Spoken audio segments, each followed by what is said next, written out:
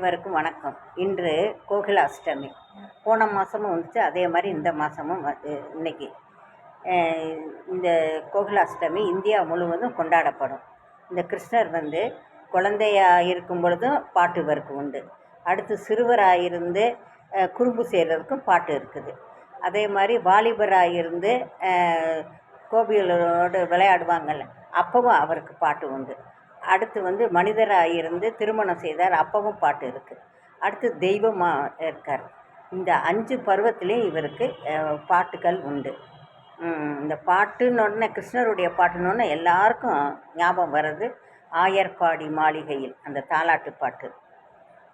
அடுத்து அப்படி ஒவ்வொரு பாட்டுக்களாக இந்த எல்லா குழந்தைகளுக்கும் இந்த பாட்டு தான் தாலாட்டு பாட்டு பாடி தூங்க வைப்பாங்க. அதனால் இன்றைக்கி கிருஷ்ண ஜெயந்தி. இன்றைக்கி போன மாதம் கொண்டாடாதவங்க இந்த மாதம் கொண்டாடி சிறப்பியுங்கள். நன்றி, வணக்கம்.